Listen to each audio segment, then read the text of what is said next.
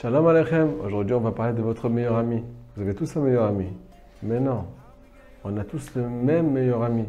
Celui qui nous propose tous les jours des nouveaux kiffs. On appelle ça, dans la Torah, le Yetzer Hara. Celui qui te fait des gros câlins, celui qui t'aime, celui qui te propose toujours des choses encore plus belles. Et toi à la fin, tu deviens, t'as une sale tête. T'es pas celui que tu aurais voulu être. Tu regrettes, pourquoi j'ai fait ça? Pourquoi il s'est passé comme ça? Mais mon frère, tu es dans la bouche, tu es dans sa bouche, tu es dans ses mains, tu es dans ses griffes toute la journée. Et tu ne sais même pas. Il te dit consomme. Consomme, comme ça, c'est moi qui te consomme à la fin. Il est gentil avec toi, ton etc. Il te propose que des kiffs.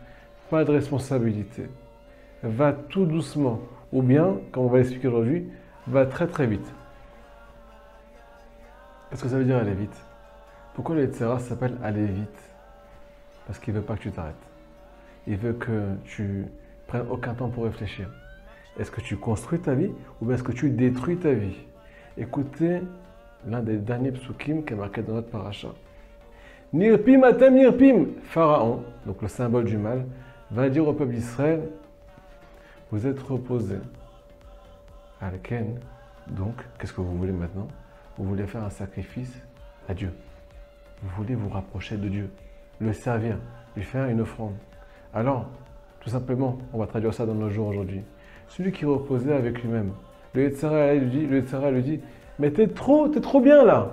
Là, t'es posé là. Tu vas commencer à faire tchouva. Arrête. Cours toute la journée. Regarde ce que je te propose. Ça va dans tous les sens. Continue à zapper. Continue. Continue à prendre la télécommande. Continue. Vas-y. T'arrêtes pas. Écoutez les paroles du Baal Shem Tov. Même dans le bien, parfois, il ne faut pas trop courir. Il ne faut pas faire trop de choses parfois. Pas qu'il ne faut pas faire beaucoup de Torah, beaucoup de misotes. Il faut savoir les faire de telle façon à ce que ça se pose sur notre cœur. Vive la prière. Aïe, je prends mon temps. Je respire, je réfléchis ce que je dis. Quand je viens étudier, c'est le moment où je m'arrête. J'arrête de courir. J'arrête avec mon téléphone. J'arrête avec mes soucis. Je me pose avec moi-même. Je ne vais pas faire 10 milliards de choses en même temps. Ça, c'est notre meilleur ennemi. C'est le Yetzer Hara. Et il nous fait croire qu'on fait des misotes des fois avec ça. Vas-y, cours. Vas-y, cours. T'arrêtes pas. Sinon, qu'est-ce qui va se passer sinon? Sinon, tu vas vouloir te rapprocher de Dieu. Tu vas peut-être vouloir prendre ta vie en main. Le dit Rabbi Nathan de Breslev, dans ce monde, il y a deux sagesses. Premièrement, sagesse de sheker, une chorma de sheker, de mensonge. Celle qui va te faire croire, c'est pas vrai, que si tu fais ça, tu vas kiffer. Mais à la fin, tu regrettes. Pourquoi tu regrettes tout le temps ce que tu fais? Si c'est bon, ça fait du bien. Si c'est ça que tu cherches tant, pourquoi tu regrettes? Parce que tu as fait croire que tu vas construire. Mais à la fin, tout le monde connaît le résultat. Celui qui écoute son Yetzer Hara et qui ne lui met pas de limite, il devient son petit chien. Et il aboie et on l'entend même pas, on lui jette un os. Le Yetzer Hara lui dit, écoute, maintenant tu es à moi, tu as faim, je te jette un os. Je te laisse tomber maintenant. Tu es devenu mon toutou. Tu fais ce que je te dis. C'est quand moi je dis qu'on va faire la promenade, qu'on va faire la promenade. C'est plus toi qui dis quand c'est qu'on va faire la promenade. Qu'est-ce que ça veut dire tout ça? On nous ment les amis. Je dis Rabbi Nathan, qu'est-ce qu'il faut en fait? Qu'est-ce qui nous manque? Le chorma de mettre une idéologie de vérité. Où se trouve la vérité? Alors tout le monde croit qu'elle est chez lui, je vous dis la vérité. En fait, elle se trouve à ce qui paraît chez Dieu. C'est Dieu qui dirige ce monde, c'est Dieu qui a créé ce monde, c'est Dieu qui a les plans du monde. Et à qui il a transmis? À Moshe Rabbeinu. C'est pour ça que Pharaon, dans la paracha, il n'avait qu'une seule matara, qu'un seul but. Tuer Moshe. Pourquoi? Parce que c'est lui qui va faire sortir les Juifs d'Égypte. Égypte, selon la Kabbalah, c'est l'étroitesse. C'est l'étroitesse de ta vie. Quand tu te sens un peu serré dans tes vêtements, un peu serré dans ta tête, quand tu as le cœur qui est oppressé, quand tu ne sais plus par où commencer, tu cours trop. Eh bien, il n'y a que Moshe Rabbeinu, dans Torah, celui qui te dit quoi faire pour que tu construises ta vie. Eh bien, c'est comme ça que tu peux t'en sortir en fait. Pour ça, les amis, on a un conseil qui est mondial, universel, une révolution.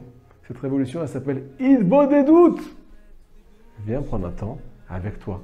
Quitte tout pour te retrouver. Rabbi Nachman a dit à ses élèves, vous ne devez pas passer un seul jour de votre vie sans faire au moins deux choses. Étudier le Shulchan Aruch, la loi juive. Vous saurez où vous allez maintenant. C'est fini les bilboulim.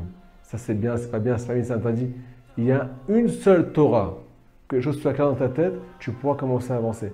Deuxièmement, assieds-toi avec toi-même. Viens parler à Hachem. Yahnine, ne viens pas, lui raconte-lui tes soucis.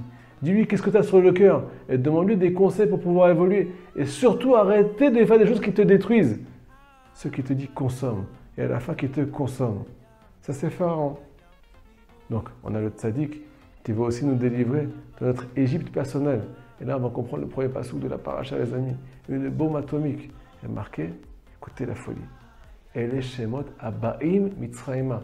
Voici les noms de qui on parle. On est censé parler de Yaakov et de ses enfants qui descendent en Égypte. L'exil commence. Il y a marqué là-bas, il n'y a pas qui sont descendus en Égypte au passé. Abaim Mitzraïma, qui sont en train de venir en Égypte. La Torah témoigne qu'aujourd'hui, on est en train de venir dans ce Messa, dans cette étroitesse-là. Et la seule façon de s'en sortir, c'est quoi? C'est Banitzak el Hashem. C'est de crier vers Dieu. Quand tu sens que ta vie elle est trop dure, que tu es trop dépassé, que ça va trop vite, et que tu ne peux pas réfléchir.